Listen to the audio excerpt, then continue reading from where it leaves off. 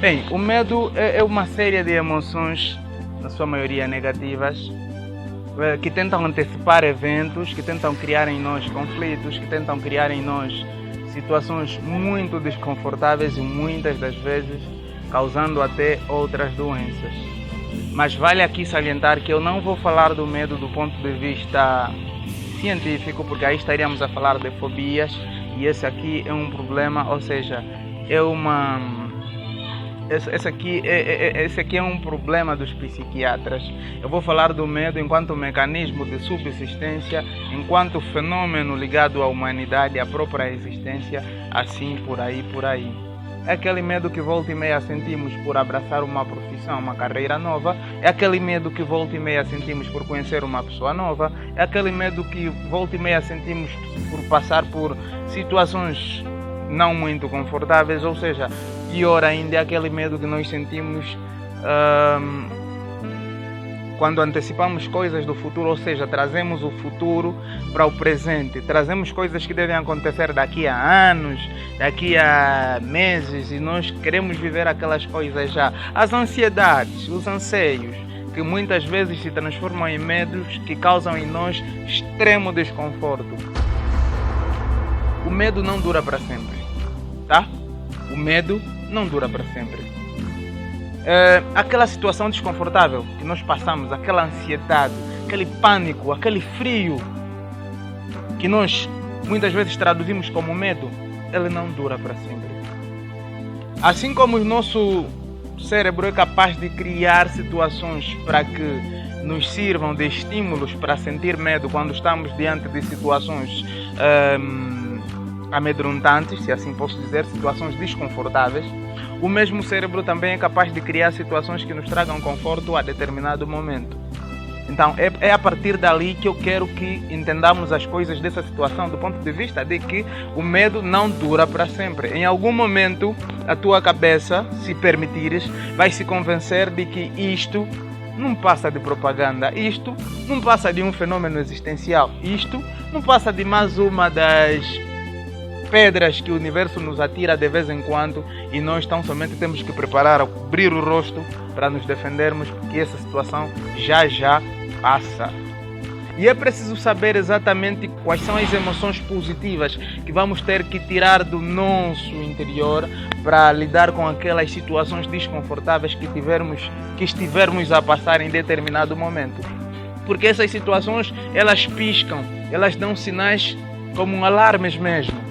Só que naquele momento estamos tão envolvidos emocionalmente, negativamente, que aquelas emoções muitas vezes não brotam o sentido que deviam brotar e ali ficamos presos naquela situação de que isto não passa. Mas atenção, o medo não dura para sempre.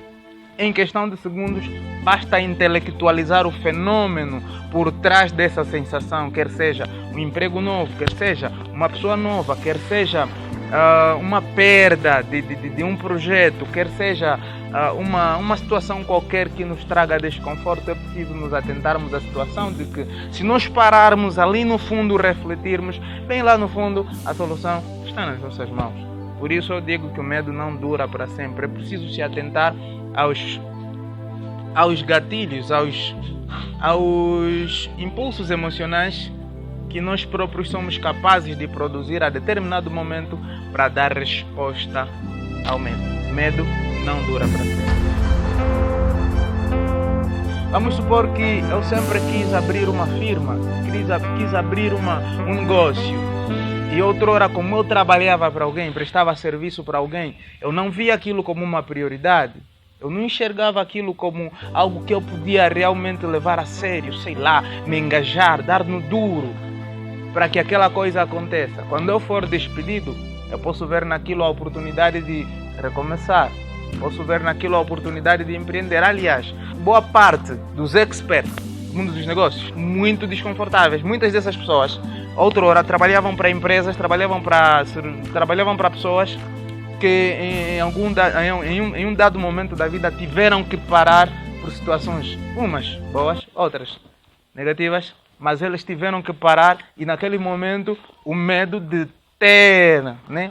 ter que largar aquele emprego e pensar em outra coisa acabou por servir de impulso para trazer soluções para dar ao problema. Qual é o problema? Se o problema for financeiro, acho que começar a empreender é uma solução. Se o problema for emocional, acho que trabalhar mais o nosso subconsciente, trabalhar mais o nosso intelecto, acho que seria a solução. Se o problema for saúde, que é outra coisa, acho que procurar ajuda médica quando está no nosso alcance é o que deve ser feito. Então, nesse quesito, devemos encarar o medo como um impulsionador de soluções.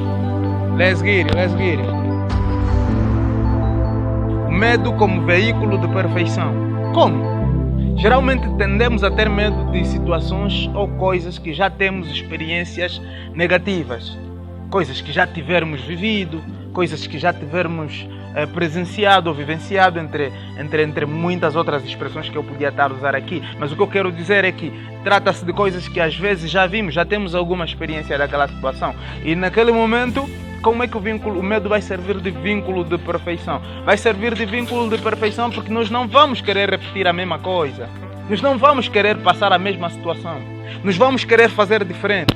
E é exatamente por querer fazer diferente que a dado momento teremos que nos tocar do tipo, oiê, isso aqui já aconteceu lá atrás. Oiê, isso aqui já desencadeou problemas sérios lá no passado. Então o medo serve de veículo de perfeição. Devemos sempre caminhar assim, com medo, para que ele em alguns momentos nos aperfeiçoe, mas que não seja um medo doentio, que não seja um medo que nos acovarda, um medo que nos aprisiona de poder vivenciar outras experiências, outras coisas que outrora dariam outro impulso ao nosso sentido existencial. Então precisamos ter medo sim, mas usá-lo como veículo de perfeição para atingir outras metas. Dê exemplo de alguém que foi despedido de uma empresa e viu nisso a oportunidade de criar a própria firma. Pegou na experiência que outrora angariou de um lugar, né, onde serviu durante anos e conseguiu criar a sua própria firma. Talvez esse exemplo servisse aqui também, porque o medo muitas vezes é uma oportunidade, ok? A oportunidade propriamente dito aqui do meu vídeo, eu estou a falar exatamente da oportunidade de ultrapassar o impossível, da oportunidade de dar aquele passo arriscado. Estou a falar da oportunidade de matar uma cobra pela primeira vez, se você nunca tinha feito isso. Está a imaginar? Está a entender? Apareceu uma cobra no teu aposento e alguém tem que livrar-se dela, né? E esse alguém, infelizmente, é você. Então, você vai ter que matar aquela cobra. Isso já, claro, é um exemplo de uma forma, né? Não é uma cobra literal, talvez sejam uns problemas, mas em algum momento você vai ter que provar para ti mesmo que mereces uma oportunidade. Aliás, antes que o mundo te dê as oportunidades que você espera, você tem que se dar a oportunidade. E se dar a oportunidade como? Vivenciando situações desafiadoras. Aí sim estaremos a criar oportunidades para nós, para que possamos fazer coisas gigantescas. O que seria o medo amigo? Bem, todos nós temos amigos. Claro, uns em números gigantescos, outros em números ínfimos, mas cada um de nós tem amigos, ok? Então, esses amigos muitas vezes servem de conselheiros, pois que diz o ditado que vê melhor o jogo quem está no banco, ou seja, consegue ter maior percepção de um jogo de futebol quem está na bancada, né? Eu não estou a falar aqui da amizade no sentido de procurarmos, né, interesses, amizades por interesses. Por exemplo, eu estou a trabalhar numa nova empresa, então me convém que eu seja amigo de quase todo mundo lá para que eu me dê bem. Não estou a falar disso. Estou a falar da amizade no próprio sentido espiritual da palavra, que é aquela conexão que nós muitas vezes não conseguimos explicar, mas que todos nós precisamos. Aquele ombro amigo, aquele conselho amigo, aquela pessoa que tu dizes assim, se eu tivesse, desculpem o termo, se eu tivesse na merda, essa provavelmente seria a pessoa que me tiraria daquela situação. Por não ser de forma, na merda de forma literal, falido, um crime gigantesco a contas com a justiça, mas sim numa situação desconfortável, até mesmo emocionalmente, se assim posso dizer. Nós temos que ter pessoas que possam nos dizer, olha, isto é assim, blá blá blá blá, por aí. Este exemplo é muito longo, mas vou tentar simplificá-lo. O medo amigo acontece quando você próprio, em função dos convívios que já tiveras tido no passado, você próprio consegue identificar situações e padrões já criados no teu subconsciente que conseguem dar soluções ou talvez apaziguar a situação num momento de medo e pânico extremo. Do tipo, isso aí, pronto, isso é aquilo aí, pronto, isso vai ficar assim, pronto, isso vai ficar assim. É a capacidade de dar solução aos teus problemas, sendo você próprio o teu maior aliado, o teu principal aliado. Busquei o exemplo dos vários amigos que a vida nos dá, né, para termos aqueles convívios, aquelas experiências únicas. Nesse caso, agora vamos reverter. Teriam que ser as experiências únicas que você viveu contigo mesmo, que muitas delas foram negativas, para usar como soluções para que você dê solução a este problema que estás a ter agora, a este medo. Pronto, espero ter sido o mais coerente possível.